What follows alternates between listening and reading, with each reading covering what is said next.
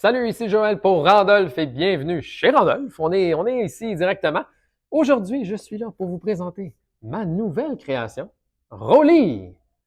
C'est un jeu pour 2 à 6 joueurs, 15-20 minutes, 8 ans et plus. Bien facile à jouer, vous allez voir là. Ta mère peut jouer à ça, t'inquiète pas. Alors, je l'ai fait justement pour jouer avec ma mère. Et elle a déjà joué, ben elle a bien aimé ça. OK? Bon, hey, regarde, j'ai déjà fait l'installation. On a ici comme une banque de billets qui va de -5 jusqu'à 10. On a des jetons de départage qui sont ici. On en tourne un à chaque début de manche, fait que je vais tourner le premier déjà. On a des jetons de bonus qui, eux, sont liés au billet. D'ailleurs, à la fin, le joueur qui a le plus d'un type de billet va gagner ce bonus-là. OK? Et ici, on a des dés qu'on va lancer tout au long de la game. Alors, pour gagner, c'est bien simple. C'est le plus d'argent et le plus de jetons bonus. En fait, la valeur des jetons bonus que vous gagnez, plus votre argent que vous avez devant vous, vous additionnez ça. Vous allez avoir un gagnant. Structure du jeu, c'est bien simple. À tous les tours, on va lancer les dés. Et quand on lance les dés, il y a deux possibilités. Soit on fait des valeurs différentes, comme ça, -5 et 0. Vous voyez, les valeurs sont liées aux billets qui sont sur la table. Ou nécessairement, on pourrait faire deux valeurs identiques. Si vous faites deux valeurs identiques, il y a possibilité de crash. On va comprendre qu'est-ce que ça veut dire dans pas long. Mais nécessairement, les doubles sont bien stressants. C'est ce que vous voulez essayer de ramasser du cash avant que les doubles débarquent.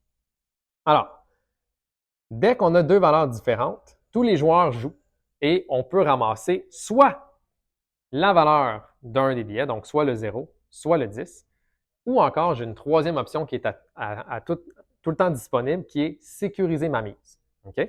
Donc, si je prends un 0, c'est aussi simple que je le prends, je le vais devant moi. Imaginons que j'ai un autre adversaire avec moi, mais lui, il pourrait faire la même affaire que moi et puis aussi prendre un 0. OK? Et là, on est en train de se battre pour le 80 points de bonus. Et parce qu'on a pris un billet, on va lancer les dés encore. Ici, on a 0 et 2. Donc, moi, je me dis, moi, j'en veux plus de 0 que lui parce que c'est le joueur qui a le plus de 0 qui gagne. Fait que je vais en prendre un autre. Puis lui, il se dit, bon, on va peut-être diversifier, je retournerai dans les 0 plus tard. OK, il a pris une autre stratégie. Mais lui, il est tout seul dans les deux. Fait que là, en ce moment, il ferait 70. C'est super fort. Et toi, il est en là. Ah, on a un R sur le dé. Si vous avez R sur le dé, c'est un joker. Ça veut dire que vous pouvez prendre la valeur de votre choix. Fait que lui, il se dit, ben super, on va me prendre un autre 2. Et moi, je dis, ben super, on va prendre un autre 0. À chaque fois qu'on lance les dés, là, on cumule de plus en plus de billets, puis ça commence à être de plus en plus stressant. C'est drôle parce que le même en jouant un exemple, ça me stresse. C'est mon expérience là, qui embarque. Là. Et parce qu'à chaque fois, il faut toujours, à chaque fois qu'on prend un billet, il faut toujours survivre au prochain lancer de dés. Puis survivre, ça veut dire que s'il y a des doubles, problème possible peut arriver. Avant de vous expliquer les problèmes, je veux juste vous expliquer que là, il y a des valeurs différentes. Et quand je me sens stressé, je peux décider de sécuriser mon argent au lieu de prendre un billet. OK? Fait que là, on a lancé les dés. Je ne prends pas de billet, je décide de m'en aller. Donc, je ne prends plus de billets pour cette manche-là. Je suis le premier joueur à avoir quitté l'avance. Fait que j'ai le droit de prendre un jeton de départage, qui ça va me permettre de briser l'égalité à la fin de la partie. Fait que lui, il est parti, il a eu peur, mais lui, il est resté. Fait que là, il se prend un 5 ou un 10, il va se prendre un petit 10 de plus. Puis il va se gâter pour un autre lance. Il est encore en vie! Ah, regardons ça, toi! Un 2. Donc, il décide de prendre un 2, il l'ajoute. Et on continue comme ça. 10 et -5. Un autre 10 peut-être? Là, ça commence à être stressant. On va le faire une petite dernière fois, mais juste pour le faire. Oh, ça est passé proche. Alors, imaginons que si je décide de sécuriser ma mise, ce qui va se passer, c'est qu'il n'y a plus de joueurs actifs dans cette manche-là. Donc, la manche est terminée. On va retourner un jeton et on serait rendu à la deuxième manche. OK? Imaginons qu'en réalité, j'ai fait 2 10. Ah non! J'ai eu un double. Il faut que je regarde, est-ce que le double que j'ai fait, je l'ai dans ma mise?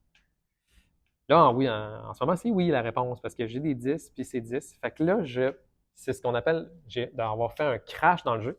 Et quand on fait un crash, on perd l'entièreté de notre mise qu'on remet à la banque. Fait que c'est pour ça que j'étais stressé tout le long. C'est que ça aurait pu m'arriver n'importe quand. OK? La deuxième possibilité qui peut arriver, c'est que, imaginons que j'avais seulement, mettons, 2-2 dans ma mise et qu'on a lancé 2-10. Je ne l'ai pas, le 2-10, donc ça reste là. Donc, on passe à la prochaine manche parce que à chaque fois qu'il y a un double, ça finit la manche. On passe à la prochaine. Et j'ai déjà de l'argent dans ma mise quand on décolle la prochaine manche. Fait que si on était comme ça, moi, je commence. Là, toi, on vient de recracher encore. Fait que là, ça, c'est tout à fait normal. Ça arrive de temps en temps. Et là, donc, on remet un autre jeton ici parce qu'on est rendu à la troisième manche. Et j'en avais pas de 5. Lui, il n'en avait pas de 5. Fait qu'il n'y a pas de crash qui a été fait. On relance encore. On s'en va encore des doubles. Ah non. Fait que 0, 2. Là, mon adversaire, lui, va peut-être commencer à cumuler des zéros pour prendre la majorité ici. Mais moi, je peux décider de sécuriser. Et là, c'est lui qui va jouer dans cette manche-là.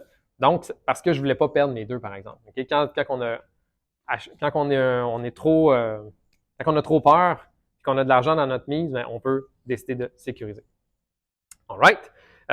Quoi d'autre à dire? Pourquoi on a cumulé ces petits jetons-là là, tout au long des manches? C'est parce qu'à la fin de la partie, dès qu'on a fini de faire tous les jetons, donc c'est 7 manches, on va, en cas d'égalité pour une majorité, tu vois ici, j'ai 2, 2, puis lui aussi a 2, 2.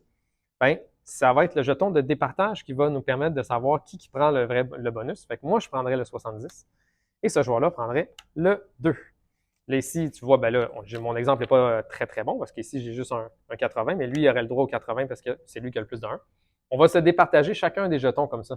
Fait que ça vaut la peine de diversifier son portefeuille parce que ça se peut qu'on se ramasse avec une deuxième place sur les jetons. Ça se peut tout à fait. Fait que c'est pour ça que même si on n'a pas le plus d'un type de billet, ça se peut qu'on gagne quand même pas mal de points. Pour compter à la fin, c'est simple. Vous additionnez vos valeurs de billets plus vos bonus. Et le plus haut score va gagner, simplement. Alors, j'espère que cette explication fut agréable et tout à fait simple et sympathique. Et on se revoit bien sûr au Randolph pour jouer une vraie partie de volley ensemble. OK, bye bye.